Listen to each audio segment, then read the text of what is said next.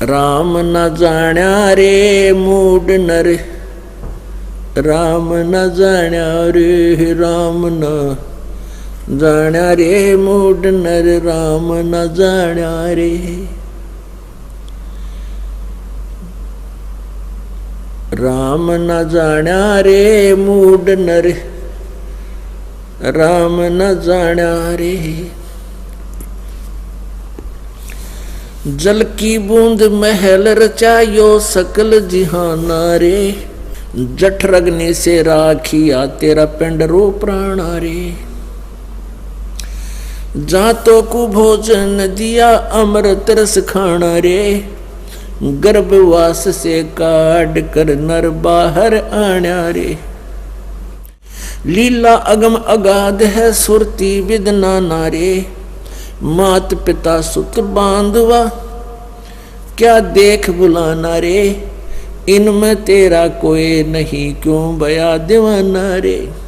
जो तन चंदन लेपते वो धरे मसाना रे, सुए सिंबल से या तुरु देख लुभाना रे। चोंच मार व्याकुल भया बहुते पछताना रे, मान सरोवर कमल दलगर दूर पयाना रे। गए रसातल राह को ये पड़ पड़ पोथी पाना रे। राम न जाण्या रे मूड न तन, राम न जाण्या रे।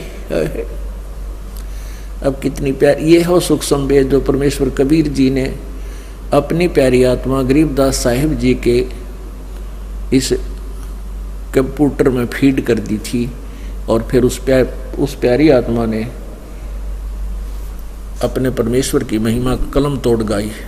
राम न जाण्या रे मूड नर्तन, राम न जाण्या रे। इस सेंटेंस का कितना गहरा अर्थ है पुण्यात्माओं, कि तूने परमात्मा को समझा नहीं, और तू आप जी केवल इसी संसारिक कर्म को ही अपना प्रथम कर्तव्य मानकर करते रहे। क्या बताते हैं कि एक तो तूने परमात्मा की महिमा नहीं समझी कि भगवान की भक्ति करने से क्या लाभ और न करने से क्या हानि होती है। एक तो ये है राम जानना, और दूसरा ये है कि तूने राम नहीं जाना कि वो पूर्ण परमात्मा कौन है, ये तू नहीं समझ सका। उसके लिए क्या बताते हैं, जल की बूंद महल रचायो सकल जिहाना रे, जठर अग्नि से राखिया तेरा पिंड और प्राणा रे। जिस परमेश्वर ने सारे ब्रह्मांडों की रचना की और तेरे शरीर को भी बनाया माँ के गर्भ में, और पेट के अंदर जहाँ बच्चा माता जी के गर्भ में बच्चा जब बनता है वो ऐसा होता है चीकले के सा शरीर, जैसे आपने कोई पक्षी के बच्चे अंडे से निकलते उनका शरीर कितना कच्चा कच्चा सा होता है, इससे भी कच्चा शरीर आपका माँ के गर्भ में था। और जहाँ तू विराजमान था उसके तो बिल्कुल साथ में ही जठराग्नि यानी पाचन अग्नि, इतनी भयंकर आंच होती है, इतनी भयंकर गर्मी है वहाँ पर। अपने शरीर में परमात्मा ने कैसी व्यवस्था की है, जैसे कहते हैं हजारों किरण बहुत तेज गर्मी होती है। जैसे अब हम खाना खाते हैं, हम कच्चा फल भी खाते हैं, सलाद खाते हैं, पक्की रोटी खाते हैं, सब्जी खाते हैं, ये तो अध पकी सी होती है। अंदर जाकर के इसमें इतनी हीट है मालिक की दी हुई शरीर के अंदर, इस सब सारे को फिर दोबारा से परिपक्व करती है, दोबारा से इनको फूकती है, और उस पर अलग अलग से ऐसी फैक्ट्री लगा रखी है पेट में परमात्मा ने, अलग अलग से उनके सारी व्यवस्था करती है, ब्लड बनाती है, उसी से हड्डी बनती है, मांस बनता है, ऐसे सारी व्यवस्था कर रखी है।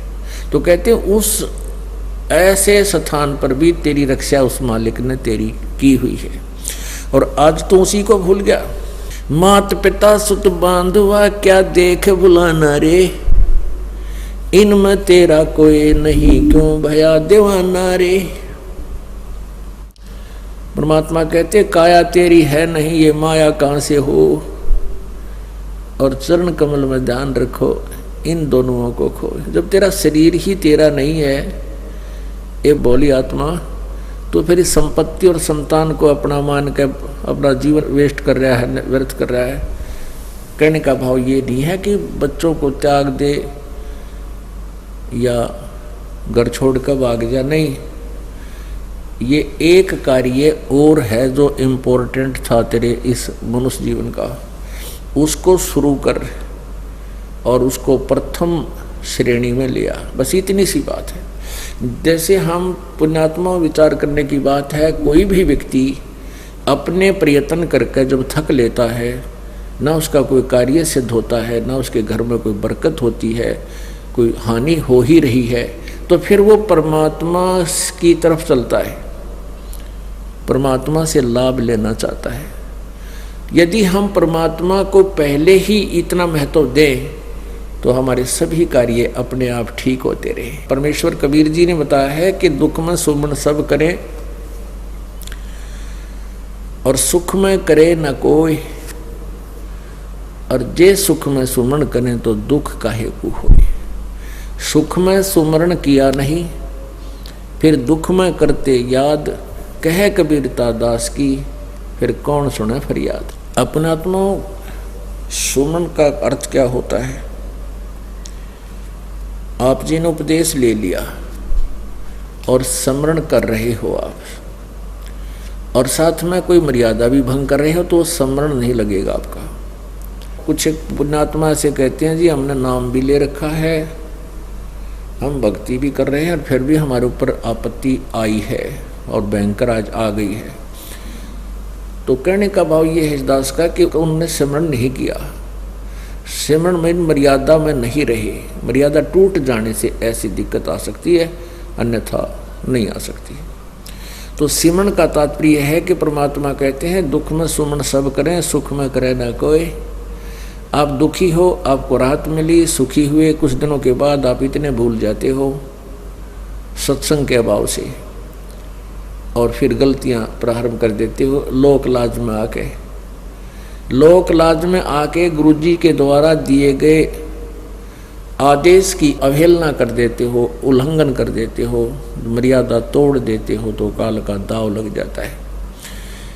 कुछ एक ऐसे भक्त हैं जिनके पिछले पुण्य अच्छे होते हैं, और वो पुण्यों के कारण, पिछले पुण्य तो हैं ही, उन पुण्यों के कारण वो सुखी है। जिस इस नकली लोक में जिसको हम सुख मानते हैं वो संसारिक दृष्टि से सुखी है, और उसने उपदेश भी ले लिया है। और एक ऐसा प्राणी है जिसके पूर्व जन्म के पुण्य गणे नहीं है, उस पर आपत्ति आ गई है।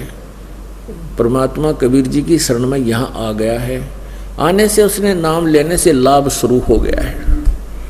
तो कुछ दिनों के बाद उसको दुख आने बंद हो जाएंगे, क्योंकि पुण्य बढ़ जाएंगे, पाप समाप्त कर देता है परमात्मा। तो फिर वो कुछ दिनों में उस दूसरे भक्त को देखा देखी कि दूसरा भक्त है, वो भी नाम लिए हुए है, और वो भी मर्यादा तोड़ देता है, जो गुरुजी ने आदेश दे रखा है उसका उल्लंघन कर देता है, और देखता है कि उस पर कोई आपत्ति अभी आ नहीं रही। उसको देखकर वो स्वयं भी विचलित होकर के कोई मर्यादा भंग कर देता है। तो ऐसे फिर आपत्तियां फिर प्रारंभ हो जाती है। जिस व्यक्ति ने उपदेश भी ले रखा है और नाम भी खंडित कर दिया, तो उस पर अब मंत्र उसका है नहीं उसके पास। इस नाम की कमाई बिल्कुल नहीं है। जिसने बीड़ी पी ली, शराब पी ली, मांस खा लिया, या कोई आन उपासना कर ली, या लोक लाज में आके परमात्मा वाले नियम से वो वंचित हो गया, तो उसकी भक्ति नहीं चल रही, उसके पिछले पुण्य चल रही है। और वो सत्संग में भी आ जाता है, नहीं भी आता है, बीड़ी भी पीता है, एक आदमी में गुट्टी भी ला लेता है, और वो फिर भी कहता मैं संत रामपाल का शिष्य हूँ। वो कह रहा है प्रभुदास का शिष्य नहीं है। हाँ, उसके साथ क्या बनेगी? फिर एक ही दम इतनी आपत्ति आवेगी जब उसके पुण्य समाप्त हो जाएंगे, वो बक्कल उतरेगा। और फिर वो व्यक्ति आकर के कहेगा कि मैंने तो नाम ले रखा था जी, हमारे घर पे भी ऐसी आपत्ति आ गई, तो वो ऐसा पाप आत्मा होगा कि आसपास के क्षेत्र के 10-5 कोई भक्त चारे हो नाम लेने के लिए श्रद्धालु, तो उनके लिए भी वो एक रोड़ा बन जाएगा। यो कहेंगे देखो उनका नाम ले रखा था, आज उनका इतनी आपत्ति आ गई। तो उसके पास नाम नहीं था भगवान वाला, परमात्मा का प्रोटेक्शन नहीं था। जब लग हंसा हमरी आना और काल लगैनी तेरा बाण, जब तक हम परमात्मा की मर्यादा में रहेंगे, आन माने मर्यादा, तब तक काल का अटैक हमारे पर नहीं होगा। तो इस प्रकार हमने परमात्मा की भक्ति के साथ साथ मर्यादा की भी आवश्यकता पड़ती है। जैसे हमने खेत में बीज दिया, समार भी दिया, बीज भी डाल दिया, डोल बनाई नहीं, उसकी डोली नहीं बनाई, उसके चारों तरफ मेड़ नहीं बनाई, डोला नहीं बनाया, तो पानी डालेंगे वो भी इधर उधर बिखर जाएगा, खाद डालेंगे वो भी इधर उधर बिखर जाएगा, तो फसल नहीं तैयार होगी। तो मर्यादा एक डोल बनेगी और ये अति आवश्यक है। इसमें परमात्मा की भक्ति को रोकने के लिए, इसको परिपक्व करने के लिए।